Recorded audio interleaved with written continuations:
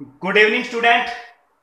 आज हम देखेंगे DC shunt motor. DC shunt motor क्या होती है, ये किस कार्य के लिए यूज होती है। ठीक है स्टूडेंट, डीसी शंट मोटर सबसे पहले हम इसका डायग्राम देखेंगे।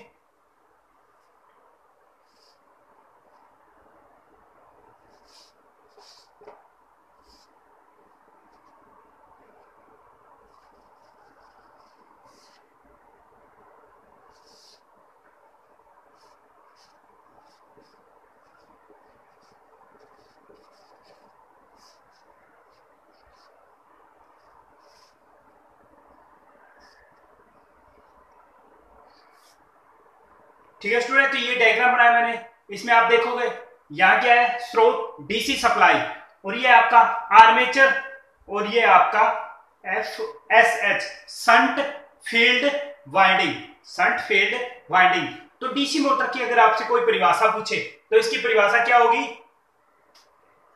फील्ड वाइंडिंग आर्मेचर तथा, आपकी जो फील्ड वाइंडिंग है आर्मेचर तथा सप्लाई स्रोत के समांतर क्रम में जुड़ी होती है। आपकी जो ये संट वाइंडिंग है ये इन दोनों के क्या जुड़ी हुई है? समांतर क्रम में। तो इसे हम कहेंगे डीसी संट मोटर। अब देखो स्टूडेंट, हमने सीरीज मोटर में आपको बताया था कि वाइंडिंग 2 टर्न होते थे, तो वाइंडिंग मोटे तार की, यहां देखो नंबर ऑफ टर्न। तो संट वाइंडिंग की जो तार है ये क्या है?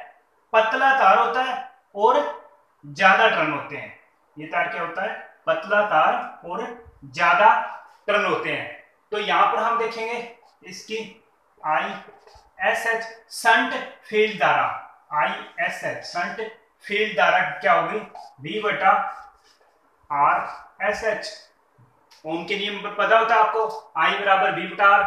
तो यहां हमने आई एस एच बट V बराबर आर एस एच। आई एस एच संट, इस वाइंडिंग में जो धारा जाती है ना उसका नाम है आई एस एच, और इस वाइंडिंग का जो प्रतिरोध है उसका नाम है आर एस एच। ठीक है स्टूडेंट, तो यहां अब हम देखेंगे इसमें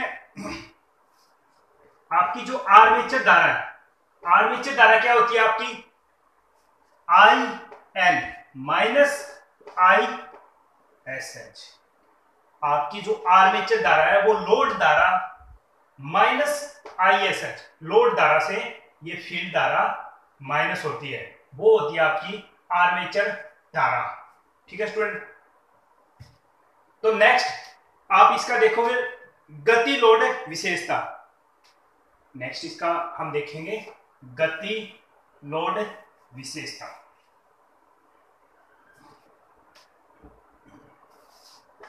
गति लोड विशेषता। तो स्टूडेंट, इसका गति लोड विशेषता का जो डायग्राम होता है,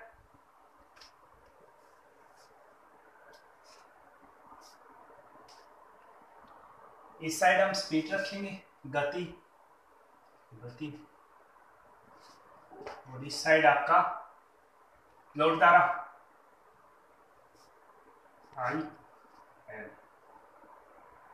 लोड धारा।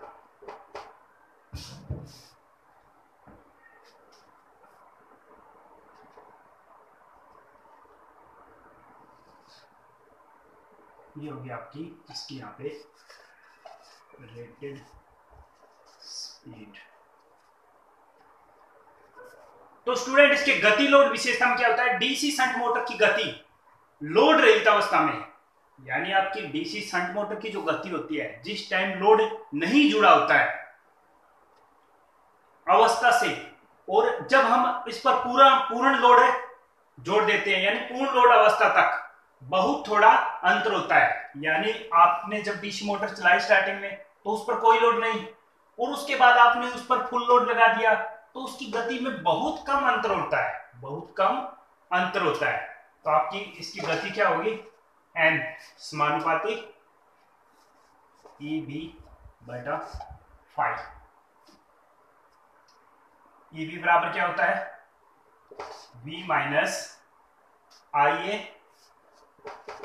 आर ए वो नीचे आ जाएगा आपका K5। यहाँ जो ये आपका K है ये एक कांस्टेंट होता है, कांस्टेंट स्थिरांक होता है। तो देखो स्टूडेंट इसमें आपका फिर यहाँ आप इसको ऐसे भी लिख सकते हो n समानुपाती EV n बराबर EV बटा K5। तो स्टूडेंट यहाँ n हमेशा क्या होता है गति, और गति आपकी किसमें होती है आरपीएम में। ये मोटर की गति होती है जो होती है आरपीएम, रोटेशन पर मिनट, आरपीएम में। ये है आपका ईवी बैक ईएमएफ, ये हमें किसमें होगा वोल्ट में। के मोटर विशेष के लिए एक नियतांक, ठीक है स्टूडेंट। नेक्स्ट फाई क्या होगा, ये प्रति पोल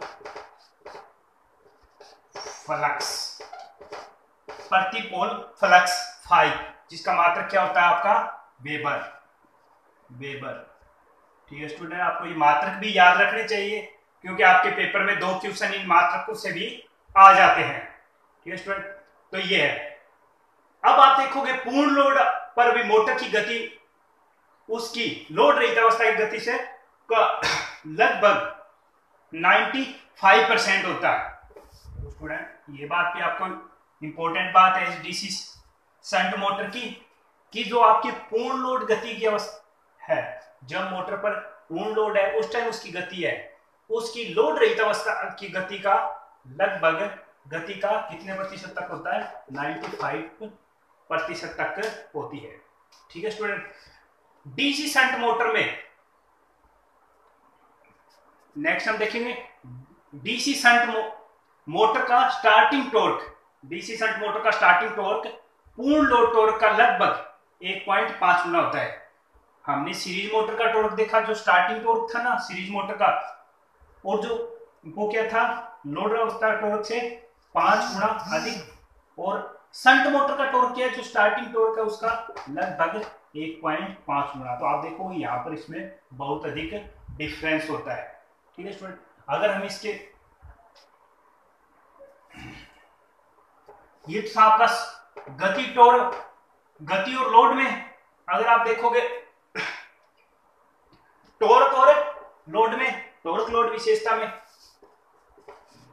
तो आपके इसका ग्राफ सीरीज का तो आपका ग्राफ ऐसे था, पर टॉर्क का क्या होता है लगभग समानुपाती होता है ऐसे। तो ये तो हो जाएगा आपका लोड द्वारा IL और ये हो जाएगा आपका टॉर्क। ठीक है स्टूडेंट, तो ये इसका ग्राफ होगा। स्पीड